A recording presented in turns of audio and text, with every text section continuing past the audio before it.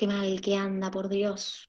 Bien, arrancamos entonces con, en realidad, de donde dejamos ayer. Nosotros ayer estuvimos viendo hasta olfato, vimos el epitelio olfatorio, pero yo quedé que les quería mostrar una imagen, miren, esta imagen es la que les quería mostrar, que les había dicho ayer, ya les voy a mostrar mañana la imagen. Acá está la lengua, ¿sí? Acá tengo las papilas gustativas, es lo que yo veo como abultadito en mi lengua. En cada papila gustativa, fíjense, tengo los botones gustativos, que son estos que tienen acá. Y esto que tienen acá abajo es como un zoom del botón gustativo. Es como si le hicieran un zoom a los botones gustativos. Entonces, esto que ustedes tienen acá es lo mismo que ustedes tienen acá. Lo que pasa es que en esta imagen, lo que yo les marqué, fíjense que son las tres células que formaban el botón gustativo, que eran las células gustativas, las células basales, perdón, las células basales y las células sustentaculares. Entonces, estos botones gustativos están dentro de mi papila gustativa. Entonces, en esta imagen se ve un poco más clara que la que ustedes tenían en el cuadernillo. Por eso les dije mañana les muestro bien la imagen para que se entendiera bien lo que era el botón gustativo y lo que era la papila gustativa. Y acá en esta imagen está en un zoom lo que vendría a ser las células que forman el botón gustativo. Nosotros nos quedamos en el olfato. Recuerden que lo último que vimos fue el epitelio, no me acuerdo si alcanzamos a ver el epitelio olfatorio. Sí, no, llegamos hasta el gusto completo, ¿verdad? No llegamos a ver el olfato. Tenemos que arrancar desde Sí, acá. obvio, solo está el gusto. Bien, perfecto. Vamos entonces a arrancar desde el epitelio olfatorio. A ver, ¿qué es lo importante que nosotros tenemos que ver de esto? El olfato, obviamente, va a captar sustancias químicas, es decir, va a contener quimiorreceptores, y esos quimiorreceptores se van a encontrar en la nariz. En el techo de la nariz, yo voy a encontrar el epitelio olfatorio. Ese epitelio olfatorio es esto que ustedes tienen acá. Está formado principalmente por tres tipos de células, que son las células basales, que son estas que ven acá, las células de soporte, que son estas que ven acá, y el receptor en particular, que son las neuronas sensoriales olfativas, que básicamente son estas que ustedes tienen acá. Si ustedes se fijan, esas neuronas sensoriales olfativas, les cuento que esas neuronas tienen acá cilios y tienen otra característica, que es que estas neuronas, como están en contacto directo con el exterior, porque yo las tengo en la nariz, son las únicas neuronas que nunca pierden la capacidad de regenerarse. Entonces, son neuronas, pero que se regeneran. Entonces, ¿qué particularidad tengo en el olfato? El olfato, para yo poder detectar las sustancias olfativas o las sustancias químicas, la sustancia química tiene que venir disuelta en moco. Entonces, ese moco es producido por las glándulas de Bowman. Las glándulas de Bowman se encuentran en la nariz y son las que van a producir el moco. Ese moco lo que hace es diluir la sustancia odorífera, perdón, y esa sustancia es la que va a ser captada por estas neuronas olfativas que son nuestros receptores del olfato. Encuentro aproximadamente entre 10 a 20 millones de receptores olfatorios en una superficie que tiene 5 centímetros cuadrados. Imagínense la cantidad de receptores olfatorios que tengo. Y otra característica que tiene el epitelio olfatorio es que cuando la sustancia química reacciona o interacciona con el epitelio olfatorio, se encuentra con un receptor del olfato y lo que hace es, se desencadena una liberación de una molécula que es un segundo mensajero que se llama AMP cíclico. Entonces, esto es lo que yo tengo en el techo de mi nariz. Esto es lo que forma el epitelio olfatorio. Los verdaderos receptores del olfato son estas neuronas que ustedes tienen acá, que es lo que se le llama neurona olfativa. Fíjense que acá tengo los cilios, miren, por eso acá dice que tiene cilios. Entonces, estas neuronas son las que son capaces de regenerarse. Este sistema, como les dije, el olfato, se va a encargar de detectar sustancias químicas que vienen disueltas en el aire. Entonces es lo que nosotros conocemos como olfato. Pero en la nariz tenemos una estructura que se llama órgano vomeronasal. Acá tienen una imagen, fíjense que acá está ubicado, acá les mostramos la cavidad nasal, acá les marcamos dónde está el epitelio olfatorio, ¿sí? Acá está el tabique nasal, y fíjense dónde está el órgano vomeronasal. ¿Por qué es tan importante este órgano vomeronasal? Es un órgano que se encuentra en mamíferos, en reptiles, en anfibios, y que tiene la capacidad de detectar feromonas. Las feromonas son sustancias químicas que secretamos los mamíferos, los reptiles, los anfibios, y que son detectadas por el órgano vomeronasal. No tienen un olor específico, es decir, no es que yo detecto el olor a feromonas, pero sí este órgano que tengo en la nariz tiene capacidad de detectarlas. Y ustedes me van a decir, ¿y a mí para qué me sirve esto? Este órgano vomeronasal, primero en los humanos se pensaba que estaba atrofiado, que no cumplía ninguna función, que era una estructura que se había heredado, que era una estructura primitiva, y después se descubrió que sí cumplía funciones, así como cumple en otros animales. Por ejemplo, en los perros y en los gatos, que es por ahí donde más lo vemos nosotros, cuando el perro marca el territorio, lo que libera en la orina son feromonas. Entonces eso le indica a otro perro que ese territorio es de él. Pero también, no sé si les ha pasado alguna vez que han tenido alguna perra en celo y antes de que la perra empiece a menstruar, ya hay perro en la puerta, por ejemplo. ¿Por qué? Porque la perra, cuando está por empezar esa etapa reproductiva, ese estro, empieza a liberar feromonas. Entonces, el órgano vomeronasal de los perros y de los gatos, en el caso que sea una gata, detectan esas feromonas. Por otro lado, en los ratones también se descubrió que existía y que cumplía un efecto, la verdad, increíble. Primero, cuando una hembra de un ratón se acercaba a un macho, maduraba sexualmente más rápido si ese macho liberaba feromonas. Y de hecho, si esa hembra estaba embarazada y tenía embriones en su interior, cuando se exponía a esa feromona del macho, los embriones podían reabsorberse para que esa hembra pudiera ser fecundada por el macho. También se descubrió un efecto parecido en los monos rhesus, que cuando llegaba la época del estro, que es la época reproductiva, se liberan olores, que son ácidos grasos, que atraían obviamente a los machos.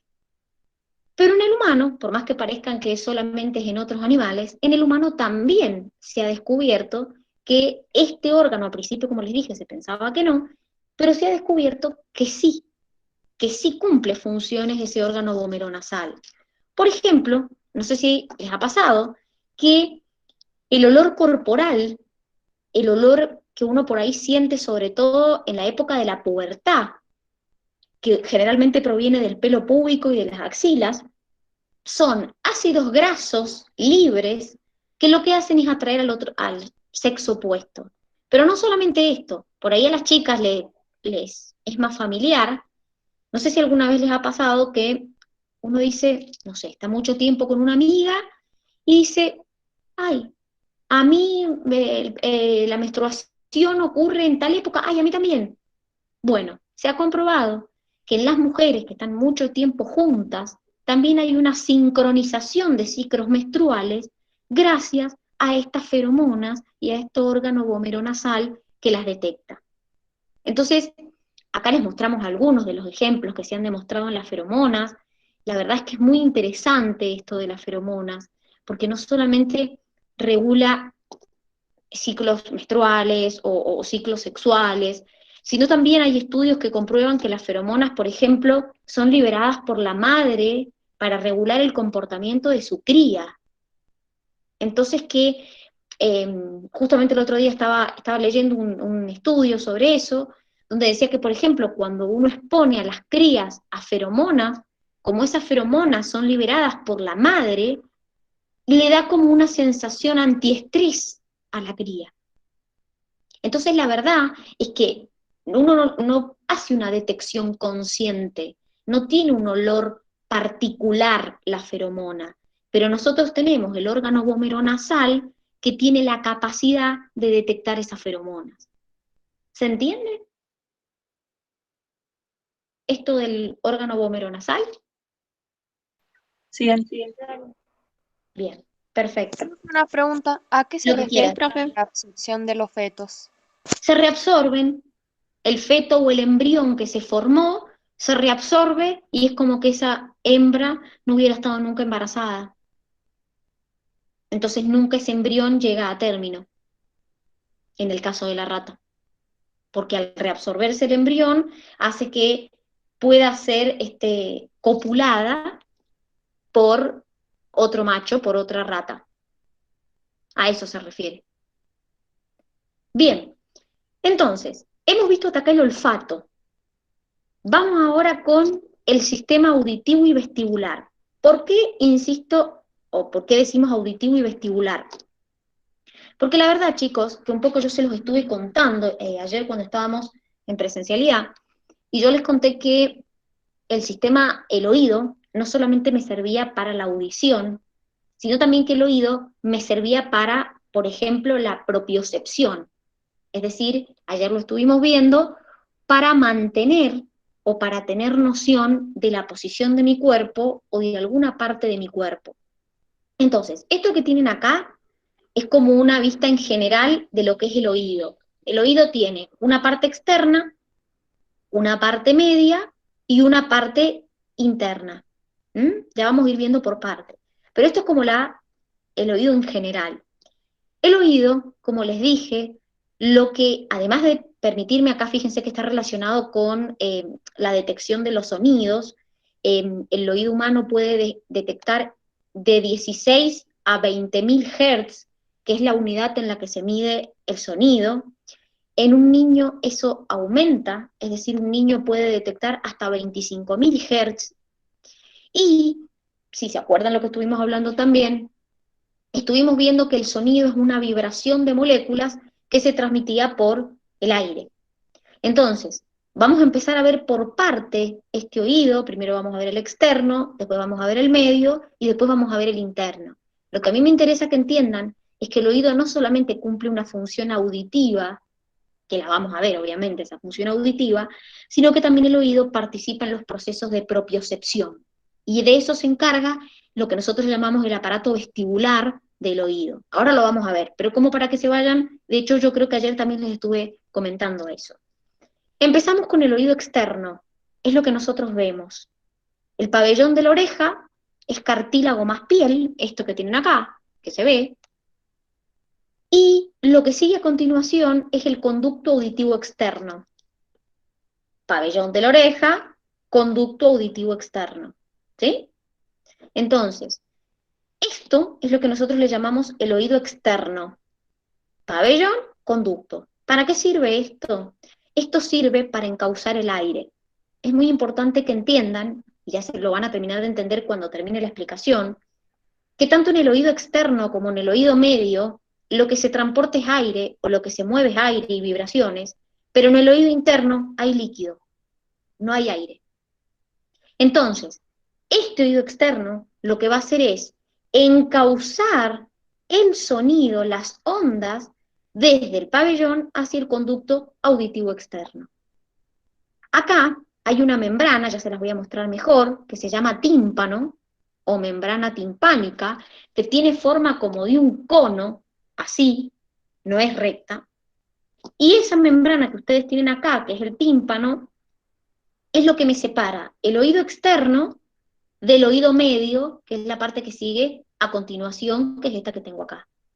Entonces, el tímpano, o membrana timpánica, me separa el oído externo del oído medio. Ahora, Vamos con el oído medio. Acá tienen como un zoom de lo que vendría a ser el oído medio. Esto que tienen acá es la membrana timpánica, tiene como forma de cono. Esto que tienen acá son los 3 huesecillos que encuentran en el oído, que es el martillo, el yunque y el estribo. A esta estructura o al oído medio se le llama caja timpánica. Entonces, esta membrana me está separando el oído medio del oído externo, y acá tengo otra membrana que se llama ventana oval, que es esto que tienen acá, que me está separando el oído medio del oído interno. Entonces, ¿para qué están estos huesecillos acá? Esta membrana se mueve, vibra. ¿Por qué vibra?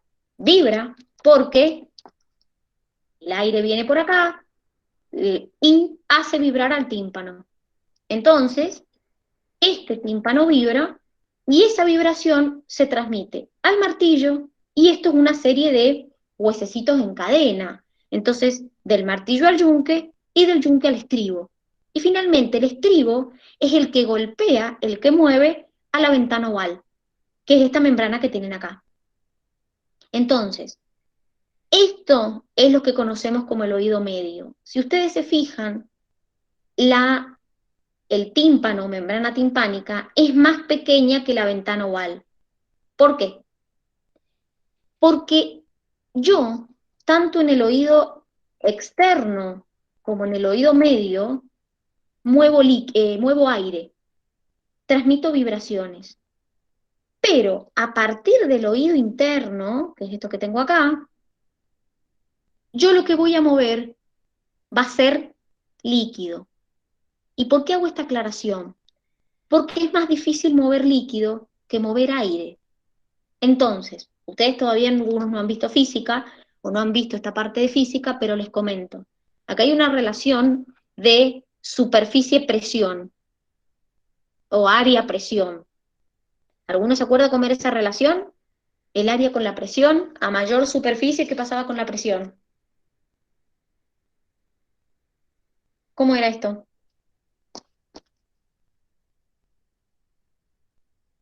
Cuanto más área, hay menor presión.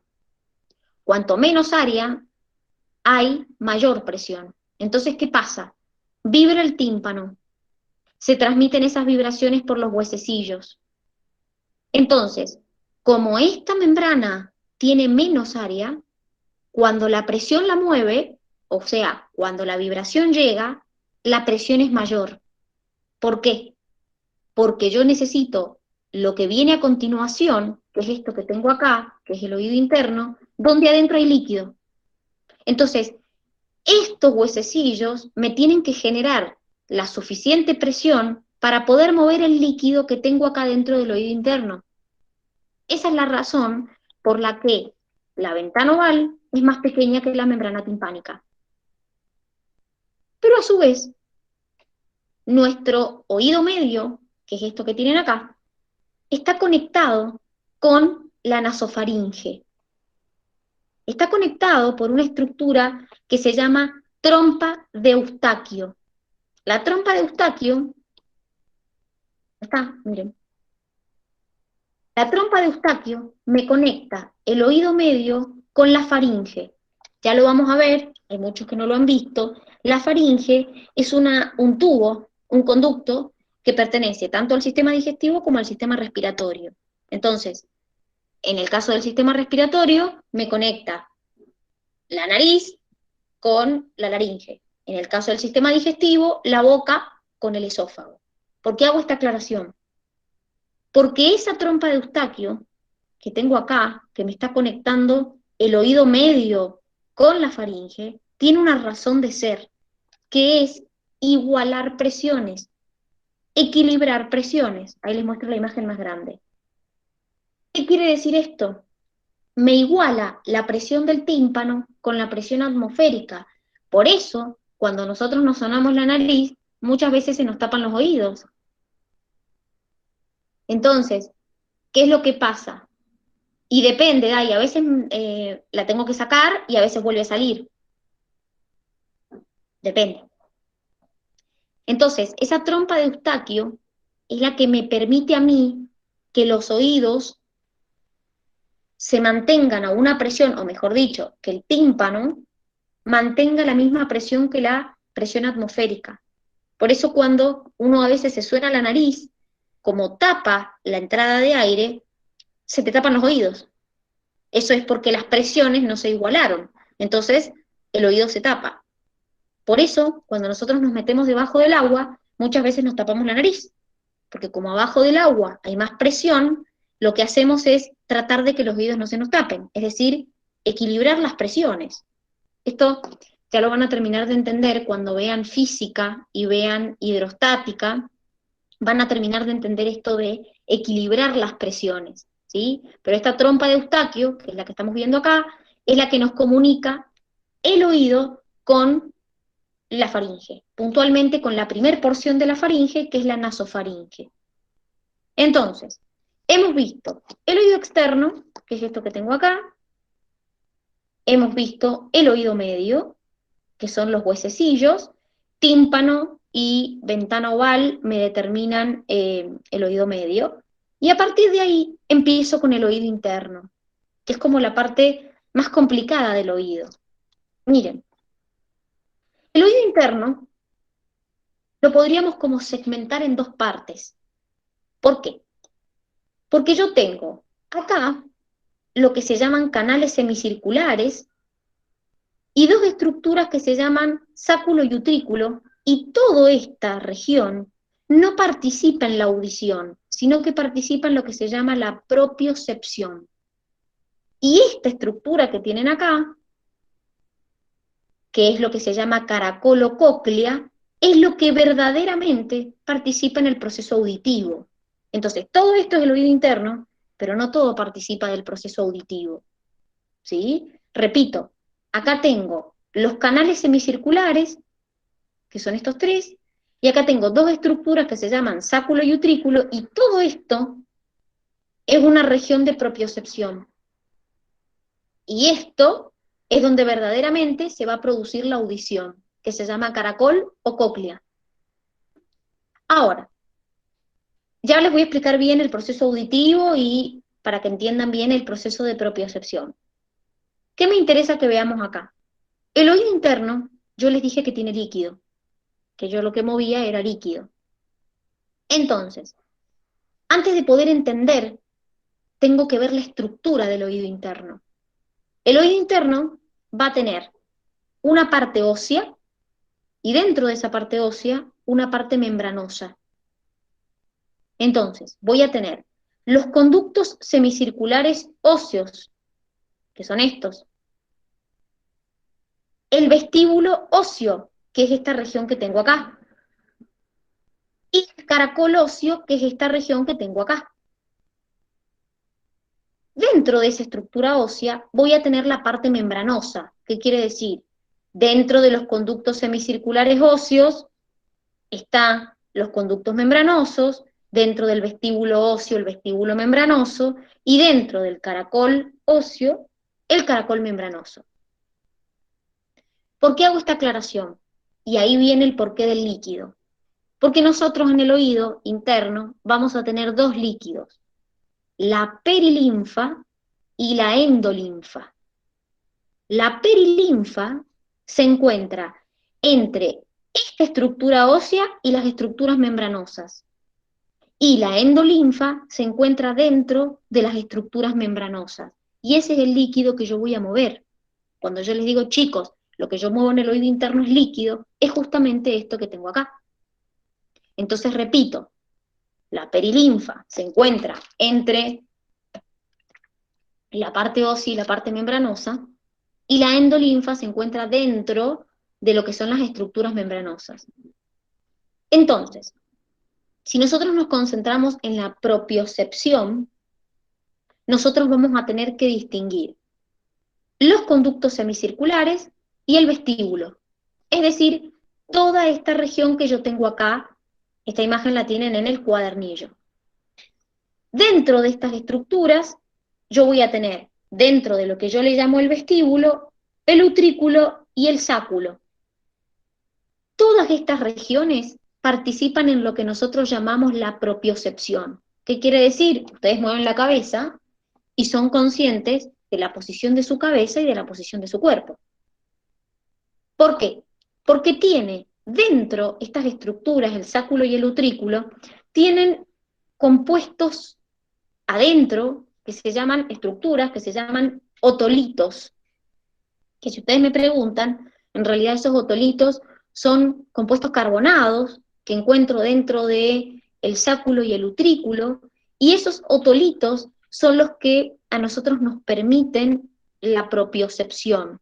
Es decir, básicamente, esos otolitos que yo les estoy mencionando, que se encuentran dentro del sáculo y dentro del utrículo, son básicamente pequeños cuerpos de carbonato de calcio que estimulan a los receptores del aparato vestibular. Los receptores del aparato vestibular, acuérdense que eran los propioceptores. Entonces, esta región es la que se encarga de la propiocepción. Los conductos semicirculares y el vestíbulo que está formado por el sáculo y el utrículo. ¿Alguna duda de esta parte?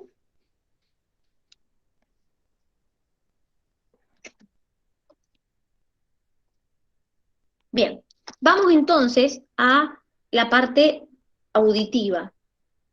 Para Dani, eso, voy a poder explicar porque la verdad que se me hizo un enredo. ¿qué parte no entendiste, Belu? Así lo vuelvo a explicar. La última. A ver, esta región que vos tenés acá es la región de la propiocepción. Es decir, no va a permitirte el proceso auditivo, sino lo que te va a permitir es conocer la posición de tu cabeza y de tu cuerpo. Entonces, en ese proceso de propiocepción intervienen los conductos semicirculares, que son estos que tenés acá, y una estructura que tenés acá que se llama vestíbulo, que está formado por el sáculo y el utrículo. Entonces, esta región es la que se encarga de la propiocepción. Vos dentro del sáculo y el utrículo tenés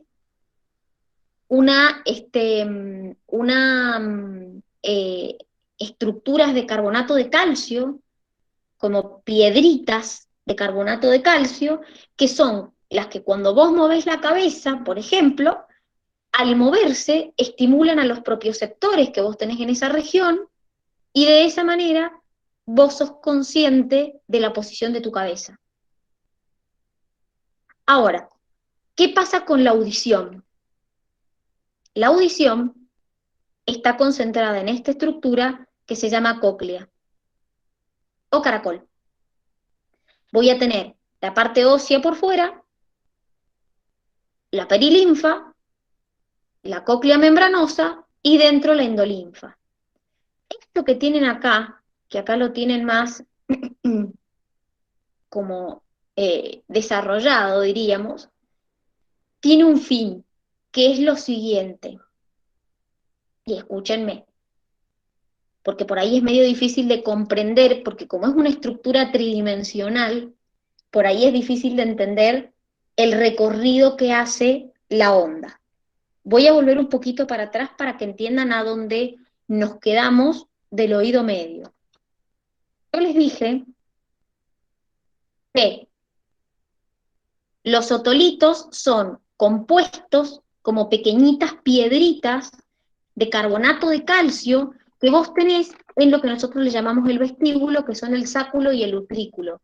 Esos otolitos son los que te van a estimular, básicamente, los receptores, los propioceptores que tenés en el aparato vestibular y los que te van a permitir la propiocepción. Por lo tanto, también están relacionados con el equilibrio. Esos son los otolitos. Bien, entonces, como les decía, voy a volver un poquito para acá para que ustedes entiendan cómo sería el funcionamiento para la audición. Vibra el tímpano. Transmite la vibración martillo, yunque y el estribo. El estribo golpea, mueve a la ventana oval. Y ahí, a partir de ahí, empiezo en el oído interno, que sería esto que tengo acá. Miren, acá están los huesecillos, y a partir de acá, miren, ya acá tengo el oído interno.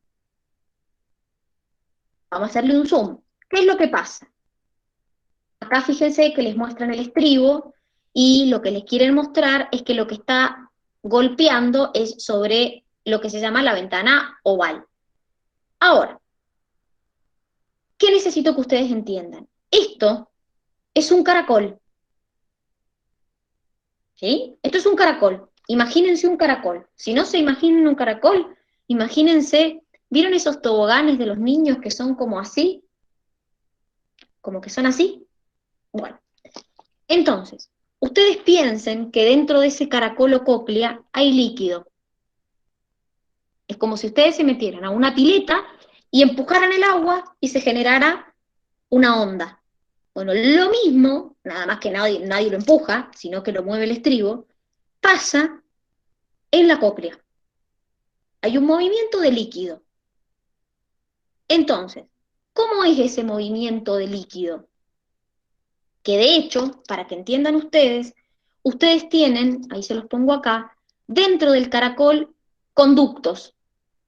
Es un conducto, que es ese, como yo les digo, tobogán, que tiene 3 canales. Tiene un canal que lleva el líquido hacia arriba, diríamos, que se llama rampa vestibular, un canal que hace el recorrido inverso, que se llama rampa timpánica, y en el medio un tercer canal que se llama conducto coclear. Repito, tengo un conducto, que es eso que parece un caracol, que dentro de ese conducto tengo como 3 canales metidos. Tengo un canal que me lleva el líquido hacia arriba, un canal que me lleva el líquido en sentido contrario, y en el medio de los dos, un conducto que se llama conducto coclear, que vendría a ser como el canal central. Entonces, esto que tienen acá es como si hubieran agarrado a la cóclea y le hubieran hecho un corte longitudinal así. Entonces verían el canal de arriba, el canal del medio y el canal de abajo. Que es un poquito lo que les están mostrando acá. Miren. Esta es la cóclea, ¿sí? Tengo como los 3 canales. Fíjense que ahí se los han puesto como a los 3 canales. Sería el canal celeste, el amarillo, el del medio, y el último canal celeste. ¿Sí? Son 3 canales. Uno se llama rampa vestibular, el del medio, que es lo que les estoy diciendo acá, se llama conducto coclear, y el tercero se llama rampa timpánica. Entonces, ¿qué es lo que ocurre cuando mi estribo golpea mi ventana oval? Vibra la ventana oval, se mueve. Esa vibración asciende por lo que yo le llamo la rampa vestibular, ¿sí? Ahora, imagínense que nosotros le hacemos un corte a ese conducto o a esa cóclea. La corto así longitudinal. Entonces, esto correspondería al tubo o al canal que sube, que es el conducto vestibular. Este corresponde al conducto que baja, que es el conducto, como les dice acá, perdón, el conducto timpánico o rampa timpánica, y esto que está en el medio, que tienen acá, sería el conducto coclear. Entonces, si ustedes hacen un zoom, por ejemplo, este sería el conducto vestibular, el amarillo sería el conducto coclear, y el de acá abajo sería el conducto timpánico, ¿sí? Entonces, ¿cómo sería la transmisión de la onda? Mi estribo golpea la ventana oval. La ventana oval es una membrana, se mueve. Entonces, esa vibración se transmite por ese conducto que se llama rampa vestibular. Ahora, ese conducto es el que ustedes tienen acá.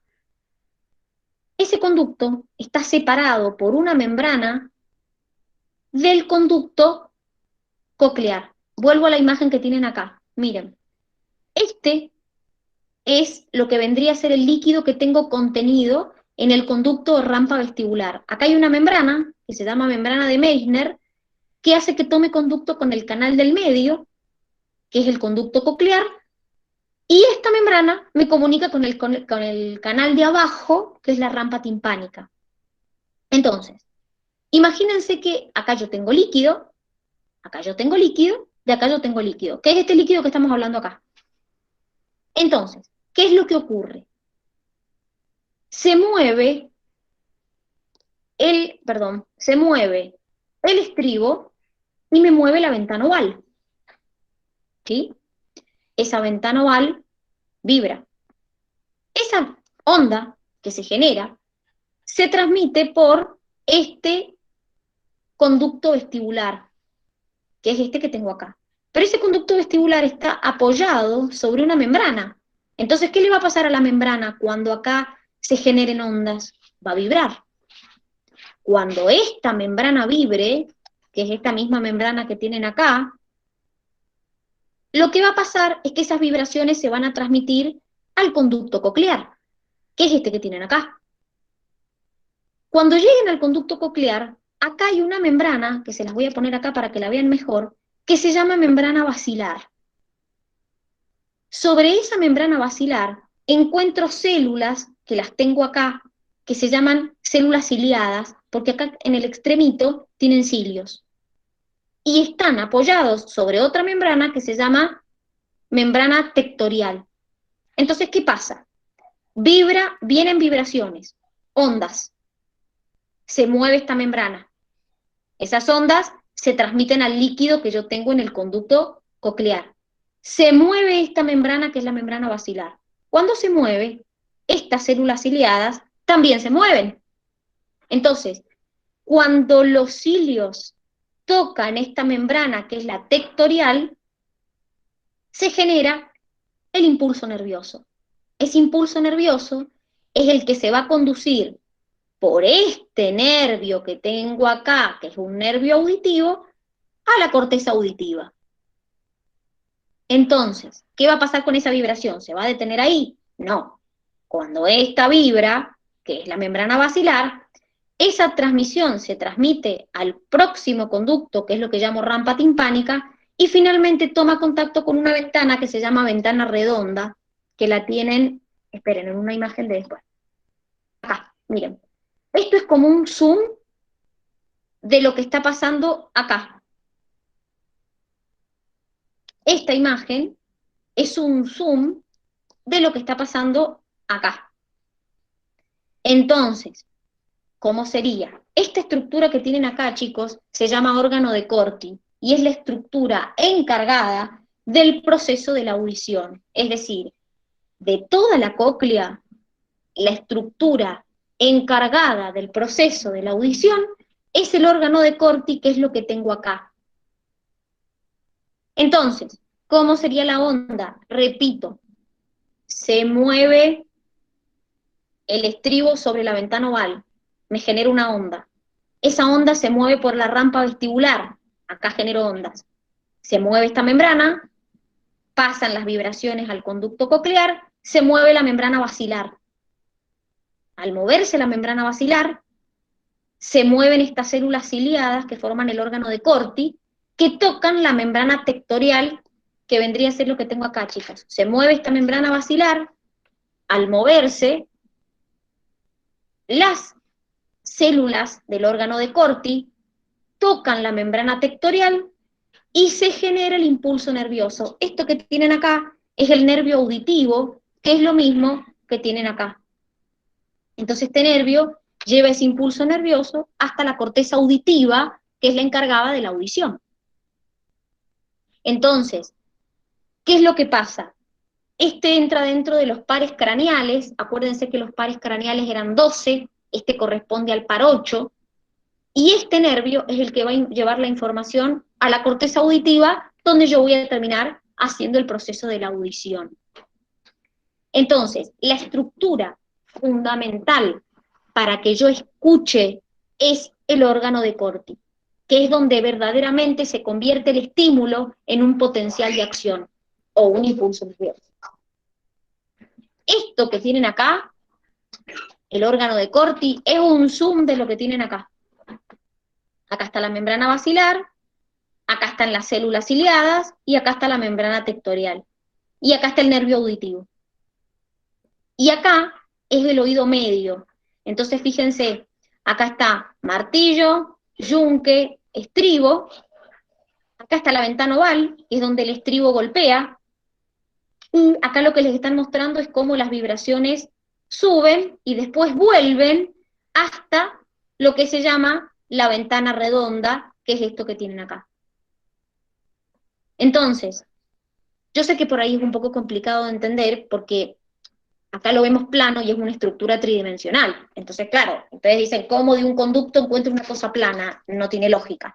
Bueno, por eso les digo que por ahí para estos procesos, como por ejemplo cómo se producen esas ondas, está bueno también ver videos. Nosotros les hemos subido unos videos al Moodle para que vean, que ahí les muestra bien cómo es el recorrido, porque les repito, es muy difícil explicar algo tridimensional en una lámina plana, porque por ahí ustedes no se dan idea, como un conducto dividido en tres. Entonces, por ahí es difícil de entender que esto es un corte transversal de la cóclea, y acá en realidad hay metidos tres canales. Entonces, por ahí uno lo ve así y dice, ¿qué es un agujero eso? ¿Qué es eso? Bueno, por eso les digo que acá yo tengo la endolinfa, acá también, y ese es el líquido que muevo. Por eso yo les vengo diciendo, muevo líquido en el oído interno. Entonces, dentro de esta cóclea que ustedes tienen acá, tienen líquido. Entonces, por eso es más... ¿Y cómo se mueve ese líquido? Y bueno, ese líquido se genera ondas en tres canales que hay dentro de la cóclea. Son como tres, imagínense tres acequias, tres canales separados por membranas, que son estas membranas que tienen acá. ¿Se Dani, entiende? Dime. todo esto en la gente sorda no pasa. Depende del tipo de sordera, Mari. Porque en realidad la sordera es una enfermedad congénita, también depende de por qué la causa de la sordera, pero si hablamos, por ejemplo, de la sordomudez congénita, hay veces que el problema está en la estructura del oído, o sea, en la parte estructural, y hay veces que el problema está en la conducción nerviosa hacia la corteza auditiva. Entonces depende de la causa de la sordera. ¿Se entiende? O sea, el por qué, o sea, ustedes de hecho, cuando, cuando vieron genética, yo les conté que tiene como, a ver, son genes complementarios, donde yo necesito tener los dos genes para ser una persona que no tiene sordomudez. ¿Por qué? Porque hay un gen que contiene, o mejor dicho, que me permite que la estructura del oído sea normal, y hay otro gen que codifica para que se produzca la conducción nerviosa hasta la corteza auditiva. ¿Se entiende? ¿O Sí. no? Bien. A ver, si ustedes se fijan en el dibujito que están viendo, esperen, que ahí la Dai me preguntó algo y no lo leí. Aguántenme. ¿Qué tiene el líquido? ¿De qué está compuesto? Me imagino que te referirás a la endolinfa, a qué está compuesto, ¿o no? Claro, el líquido que está dentro de la cóclea. Claro, perfecto, la endolinfa. Bueno, mirá, principalmente como ion contiene potasio, ¿sí? A ver, vos tenés la perilinfa y la endolinfa. La perilinfa es muy parecida al líquido cefalorraquídeo. Tiene sodio y tiene menos potasio. Y la endolinfa tiene más potasio como composición, ¿sí? Entonces, la perilinfa tiene más sodio y la endolinfa tiene más potasio. También tienen cloruro, tienen algo de calcio, tienen proteínas, tienen glucosa. Principalmente esa es la composición. ¿Ha quedado alguna duda de la audición? ¿Algo que me quieran preguntar? Bien, vamos entonces con la visión. El último de los sentidos que vamos a ver. Como yo les dije ayer, nosotros, los humanos, nos basamos principalmente en la visión. Claramente, nuestro ojo es una estructura sumamente compleja, que tiene capas. Este ojo tiene una túnica externa, una túnica media y una túnica interna. La túnica externa está formada por la esclerótica y la córnea. La córnea es esa, si ustedes se vienen como el ojo de perfil, es esa parte que está sobresalida. Miren, acá está. Esa parte que está sobresalida es la córnea, esto que tienen acá. Y la esclerótica es la parte blanca. Entonces, esta es la parte externa del ojo. A continuación viene lo que se llama la túnica media, donde tengo los coroides y el cuerpo ciliar. Los coroides, básicamente, lo que hacen es están en contacto con la esclerótica y con el cuerpo ciliar. El cuerpo ciliar es el que produce una sustancia que no es líquida, es como viscosa, es el humor acuoso, y contiene un músculo, que son los músculos ciliares, ahí se los muestro. ¿Y por qué son tan importantes los músculos ciliares? Porque los músculos ciliares son los que nos actúan sobre el cristalino, que también es una estructura de la túnica media. El cristalino, imagínense como si fuera el lente de una cámara de foto. Entonces, quien me mueve ese cristalino es básicamente el músculo ciliar. Pero además tenemos el iris, que es la parte coloreada del ojo, obviamente cada uno lo tiene de distinto color, y en el medio de ese iris encuentro un agujero, que es la pupila. No piensen que la pupila es una estructura sólida o... La pupila es un orificio. La pupila es un orificio por donde entra la luz. Entonces, la pupila, miren, acá tengo la pupila, ¿ven?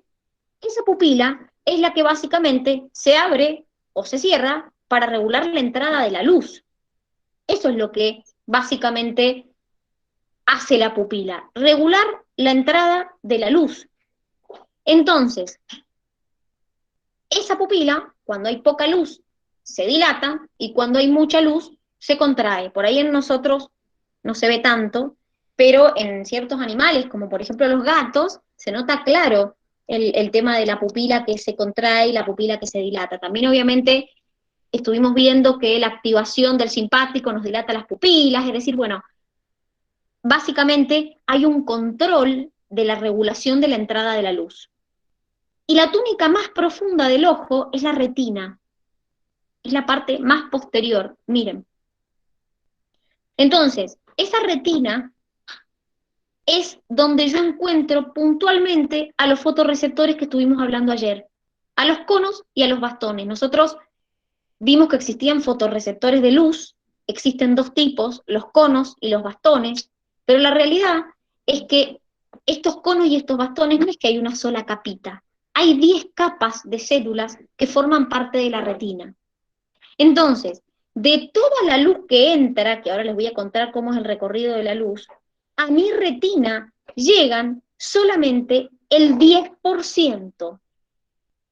Entonces, ¿cómo es el recorrido de la luz? La córnea atraviesa la pupila y llego a la retina.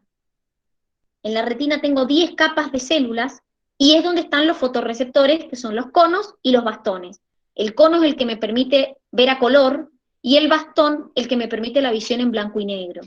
¿Por qué son tan importantes estos conos y estos bastones? Porque son los fotorreceptores, chicos. Son los que van a hacer la conversión del estímulo en un potencial eléctrico, como hemos visto en todos los receptores a lo largo de esta unidad. Entonces, miren, estas son las capas que encuentro en la retina. Acá están los conos y los bastones. Fíjense, conos, bastones. Esos son los receptores que nosotros les llamamos los fotorreceptores. Ahora, una vez que la luz llega a estos fotorreceptores, no están solos los fotorreceptores en la retina. Encuentro un montón de células más, como las células ganglionares, las células amácrinas, las células bipolares, las células horizontales, son todas células que forman parte de mi retina. Entonces, una vez que llego a la retina, a los fotorreceptores, esa luz se conduce hacia las células bipolares, hacia las células ganglionares, miren, células bipolares, células ganglionares, y las células ganglionares son las que toman contacto con el nervio óptico, que es el que me lleva la información a la corteza visual.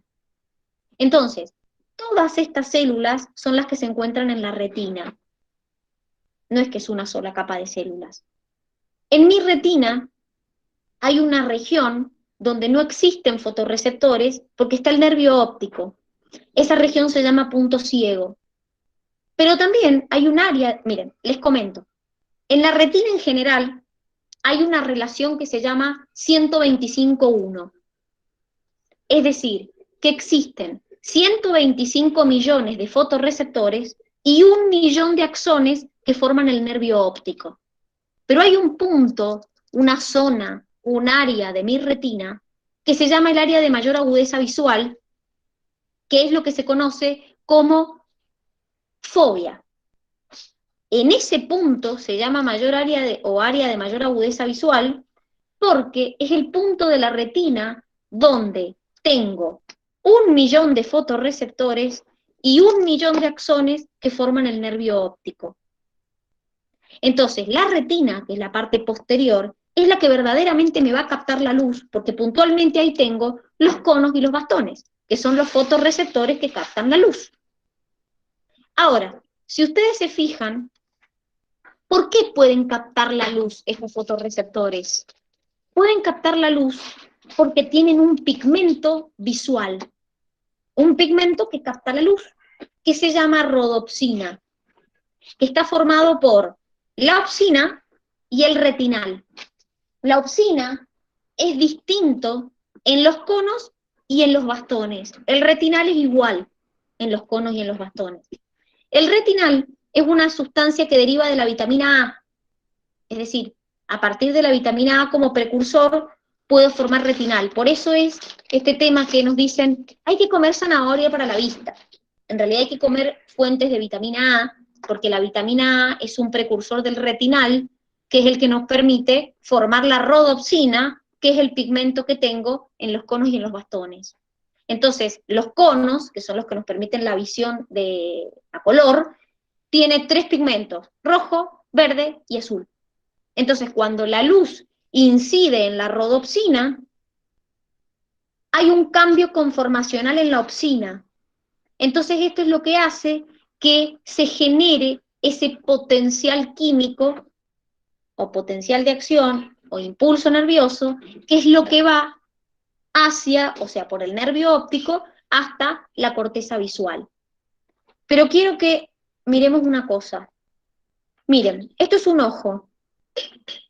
Acá está viendo una flor. Miren cómo aparece la imagen en la retina. ¿Cómo está la imagen? Al revés. Invertida, exactamente. Les cuento una cosa. Cuando yo veo el cristalino, que es como mi lente, enfoca sobre la retina, pero enfoca la imagen invertida. Ahora, ustedes me dirían, y Dani, pero cuando yo veo, no veo las cosas patas para arriba, veo las cosas derechas. Claro, porque cuando esa información va por el nervio óptico, es decir, por la disposición que tienen las fibras del nervio óptico, cuando esa información llega a la corteza visual, se endereza.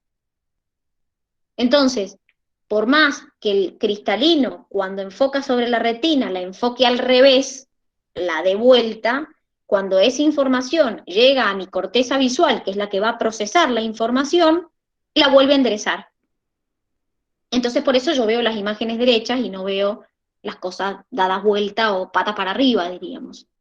Entonces, básicamente, chicos, cuando nosotros hablamos de el ojo, la luz tiene que atravesar un montón de capas hasta poder llegar al fotorreceptor que está al fondo del ojo. Está en la parte más posterior. Por eso no llega tanta luz. Por eso llega un 10% de luz nada más. Entonces, sin estos receptores, que puntualmente son fotorreceptores porque captan luz, nosotros no podríamos ver, porque estos son los que me generan el potencial de acción y envían esa información a la corteza visual, que puntualmente es la que se encuentra en la parte occipital. Entonces, esto que ustedes tienen acá son las capas o las células que yo encuentro en mi retina. Entonces, por ejemplo, Ahí vemos los conos y los bastones formando parte de la retina, pero también encuentro otras células, como por ejemplo las células ganglionares, fíjense, las células bipolares también, y también encuentro algunas células como las amácrinas y las células horizontales. Entonces, por eso, cuando yo les conté acá el recorrido, cuando les conté acá el recorrido de lo que vendría a ser la luz, fíjense que del fotorreceptor pasa a las células bipolares, de las células bipolares a las células ganglionares, y las células ganglionares son las que envían ese potencial al nervio óptico, que corresponde al segundo par craneal. Entonces, si ustedes se acuerdan, cuando nosotros vimos los nervios craneales, vimos que habían 12 pares de nervios craneales. El par 1, el par 2, el par 3. Cada par recibe un nombre distinto. El facial, el vago, el oculomotor. Bueno, el par 2 es el óptico, es decir, es el nervio que me conduce la información hasta la corteza visual. Por eso se le llama nervio óptico. ¿Se entiende?